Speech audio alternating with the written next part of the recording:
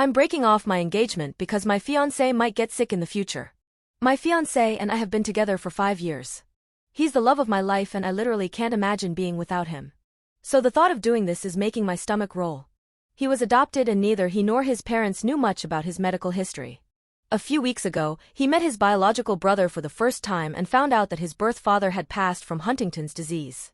There's a 50% chance that my fiancé also has the genetic defect that causes Huntington's, but he refuses to get tested. It's not the disease I'm scared of, it's the not knowing. If we know he'll get it, we can prepare financially, practically, and emotionally. He says a positive test result will hold him back from living his life, but I feel like it's the opposite. How can we live with this giant maybe looming over us? How can I make smart decisions on where to live, how to budget, or even whether or not to have biological children with this man if I'm not allowed to have all the facts? So, I've come to the decision that I have to break it off. I respect his decision, but I can't understand or accept it. I have literally no one I can talk to about this because it's his fucking secret and not mine to tell. Edit. I have to go to work now, but I'll try to continue responding throughout the day. Especially to the comments that exactly mirror the dissenting voice in my head. I just want to clarify a few things up here. I would not leave him if he tested positive for the defect. I would not leave him if he got sick. I just want to plan for us to be able to afford the best life and care for him if he does, which means we'd have to start immediately. I don't want or need perfect children. That isn't realistic. But it is possible to avoid them being subjected to a 50-50 chance of having this disease. Of course there are alternative options, but again, they involve preparation and planning. I'm more than willing to take a full genetic panel as well. Yes, one or both of us could get cancer, or permanently disabled in an accident, or any other number of things. But I've come to learn that you can't plan for every unpredictable thing life throws at you. This is the rare occasion that we do have the opportunity to prepare. Essentially it comes down to the fact that we're incompatible, regardless of how much we love each other. I'm a planner and he's very laid back. Until now, these traits have complemented each other, but unfortunately they've brought us to an impasse that I don't think we can both move forward from happily. Second edit. I'm floored at all of these responses, supportive and otherwise. At the very least, I feel validated that this is a complex issue with no clear and obvious answer. I've decided to take a few steps back. Those of you who brought up the fact that a few weeks is probably too little time for him to fully process his possible diagnosis have a really valid point. Just because I want to immediately jump into problem-solving mode doesn't mean it's necessarily the right thing to do here. So, I'm not leaving. Yet at least, and hopefully never.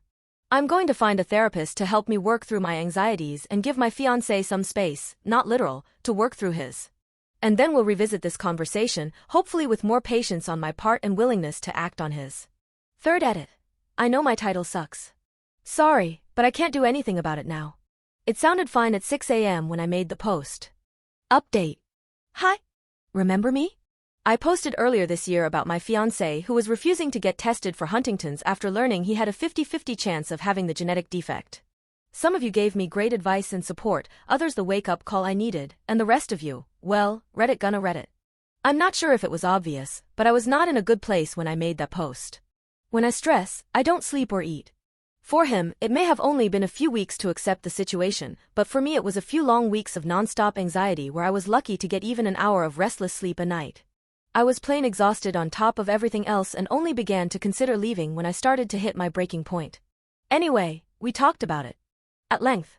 We cried, we fought, we researched, I showed him empathy. We consulted with friends, family, and specialists. We pressed pause for days or weeks when we needed a break from the whole damn thing, and in the end he agreed to have the test. Guys, to say we dodged an absolute maelstrom of bullets would be putting it mildly. He's negative, both for developing the disease himself as well as the risk of passing it on. No matter what else happens, this is one area where he's assuredly safe. All of this said, once the euphoria faded we decided it was necessary to put a hold on our engagement and take some time apart. I still love him with all my heart, but this was our first serious disagreement as a couple and it forced us to seriously reflect on ourselves and our relationship. Neither of our positions were wrong, but they were so disparate that there was no realistic compromise. I've spent the last few months traveling abroad, and other than a few texts we haven't spoken much. But I'm home now, and we have our second first date tonight. Wish me luck. TLDR, he's safe. Edits. I mentioned this a million times in my first post, but here goes again. I had no plans to leave if he tested positive. I just needed to know so that we could plan our lives accordingly. We decided together to take a break. It's been an incredibly difficult, emotionally charged roller coaster of a year. I didn't leave him. We planned from day one to keep communication to a minimum. It was difficult. I actually began keeping a journal of all the things I wanted to call or text him about.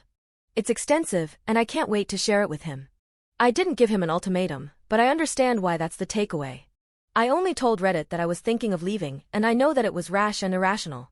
No, I'm not going to kill myself. Sorry if that disappoints you.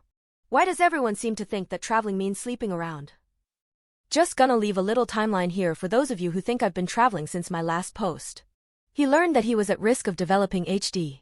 I posted on Reddit when I reached my own breaking point and needed to vent about how I was affected. We spent the next 3-ish months discussing next steps, consulting professionals, meeting others in our situation, etc. He made his own decision to get tested. That took a while, since there are a lot of steps you have to go through before they'll even agree to do it. We learned he's negative. We rode the emotional high for a bit, then realized we weren't the same people we were at the beginning of the year, and no longer knew how to be together normally given everything we learned about ourselves and each other during the hardest of situations. We decided to take a break and meet for dinner on September 16th. I'm now getting ready to leave for said dinner. And I swear this is my final edit, I meant to say this last time too. Thank you to all of you who are sharing your stories about HD, chronic illness, and love. I'm sorry I haven't responded to everyone, but I'm reading all of them and wishing you and your loved ones nothing but health and happiness. Update 2. This title continues to be embarrassingly bad and now irrelevant, but I kind of feel like I'm stuck with it now. Sorry. If you're new here, my fiancé found out he was at risk of developing Huntington's disease. I wanted him to get tested and he did not. Months later, he did, and thank God, he was negative. The whole thing put such a strain on us that we decided to take a break. Last night, we went on our second first date. And I can't believe how many of you want to hear about it. Of course I couldn't leave you hanging, but there are a few things I want to address first, so please bear with me for a few more sentences. It feels like many of you are determined for there to be a bad guy here, but please don't put this label on my fiancé. He doesn't deserve it. He's not a jerk, an a-hole, or an ostrich. He's a man who was suddenly forced to face his own mortality. He had a very human response, and I didn't make it any easier on him during those first few weeks. On that note, it's great that so many of you guys always react perfectly to every tough situation life throws at you. I'm sadly not like that. Sometimes I fuck up like I did by not initially giving him enough time to process. But I owned up to that, took several steps back, and he forgave me. I don't know what else you want from me. Lastly, there are a lot of comments about how the obvious compromise was to just act like he had it. But you know what, it was the idea of living like he was dying that actually drove him get tested. He didn't want us to unnecessarily save half our paychecks instead of using them to enjoy life. Or deal with the complications of IVF if we don't have to. Or forego opportunities that didn't play nicely with the end-of-life care plans we'd be making. Essentially, he concluded, in his words, that the cat was already halfway out of the bag and it could come out but it was never going back in. If he was positive, we'd be obsessing over every little thing being a possible symptom. But if we left things as they were, we'd be doing that anyway. That doesn't mean it was easy at all. We actually had to make a second appointment to get the results because he couldn't bring himself to hear them the first time. But that was okay, I was there for him the whole time to support him however he needed me to. Okay. I'm done with that, onto what you actually clicked for. Do you guys know the feeling of watching your favorite childhood movie for the first time in years and being nervous that it won't hold up or have the same magic you remember? That's kind of what I was feeling yesterday, and I actually have to thank everyone jumping down my throat in the comments because you did a great job of distracting me from the butterflies in my stomach. Well, the magic was still there. We may have spent months apart, but it didn't feel that way at all. In fact, everything felt even better and more comfortable than when we parted. We felt like the happy couple we'd been back in January before this whole thing started. It was like there was a weight hanging over our relationship that was keeping us from actually moving forward despite the good news, and it's finally been lifted. Before last night, I couldn't remember the last time anything with him felt bright and easy. But we're back, baby. I know the general consensus was that this was a dumb move, that we should have opted for marriage counseling instead of going our own ways for a bit. I'm not a relationship counselor, I'm not recommending this method to anyone. I don't know why it worked for us. All I know is that we were both so drained at the time and we each had the same gut feeling that a complete separation was what we needed. Our relationship had become far more exhausting than fun, and I honestly believe that we wouldn't have made it if we'd forced ourselves to work together to fix it. Again, don't take relationship advice from me. But trust your instincts, you have them for a reason. And I'm sure you'll be happy to know that he wasn't sitting at home pining for me while I traipsed around Europe not having sex with people.